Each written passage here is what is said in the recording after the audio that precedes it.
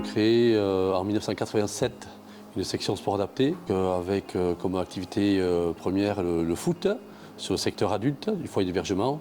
Donc le foyer d'hébergement qui accueille des adultes en situation de handicap mental âgés de 20 à 60 ans. Donc depuis 1987, on continue à s'entraîner une fois par semaine, à faire des rencontres sport adapté, au championnat de France sport adapté, ou championnat départemental ou championnat régional. Et ensuite, voilà, on a développé depuis peu le sport adapté au sein d'un club qui nous a ouvert les portes, le club de foot de Saint-Palais.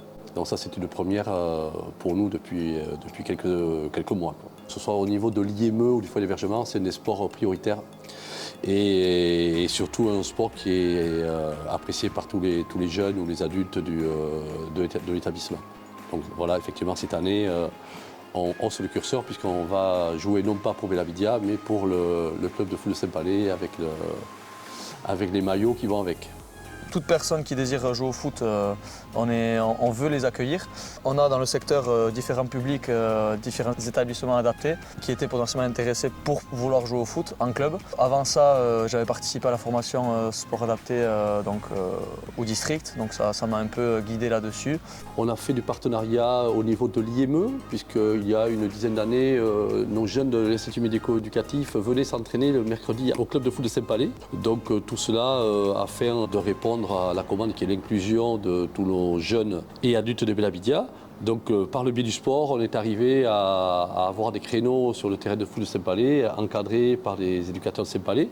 Et les finalités étaient d'arriver à échanger sur ces temps-là d'entraînement avec le milieu ordinaire et le milieu spécialisé. En fait, on accompagne des jeunes qui travaillent en ESAT et qui, après le travail, viennent tous les jeudis pour environ 1 heure, 1 heure et quart d'entraînement.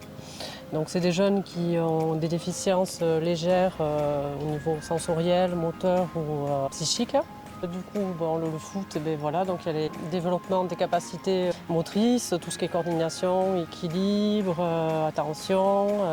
Il y a aussi tout ce qui est capacité mentale, coopération, donc esprit d'équipe. Qui est important et ça leur permet aussi d'avoir un lien social différent et autre de leur institution.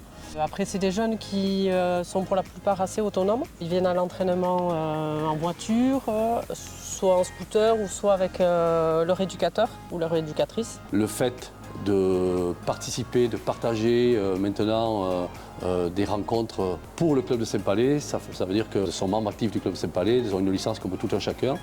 Et ça, c'est important, ça les rapproche de la norme sociale que l'on recherche.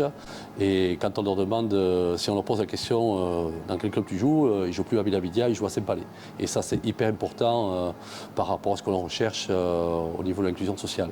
Pour mettre en place cette section sport adapté au sein du club de foot Saint-Palais, il a fallu qu'on se rencontre plusieurs fois pour mettre en place cette organisation-là, voir si elle pouvait continuer, voir si elle pouvait perdurer durant toute la saison, sachant que nous, à Bellavidia, on s'entraînait régulièrement, mais je veux dire, s'il tombait 3 gouttes, on stoppait l'entraînement. Par contre, maintenant, ils sont en entraînement tous les jeudis, qu'il fasse froid, s'il fait beau, on s'entraîne, s'il fait froid, on s'entraîne, s'il pleut un petit peu, on s'entraîne. Et ça, c'est aussi se rapprocher de la norme. Donc, ce qui est important aussi, c'est que tous les acteurs, il y en a 14 à Bellavidia, eh bien, ils ont décidé de prendre une licence de foot, sport adapté, Fédération française de football. Donc à partir de là, on s'engage sur la saison. Donc de fait, pour arriver à cette organisation-là, caler les entraînements, voir que si c'était bien en adéquation avec la fin de leur travail en ESAT et aussi avoir le créneau pour avoir les terrains ici pour s'entraîner. Donc tout ça, ça a été pensé, réfléchi, on a réussi à le mettre en place. Et c'est Mathieu Ondas qui s'occupe de tout ce qui est après entraînement, logistique. Et moi, je fais le lien avec les adultes de Bellavidia. On a un établissement d'Espiute et un établissement de Bellavidia qui sont réunis.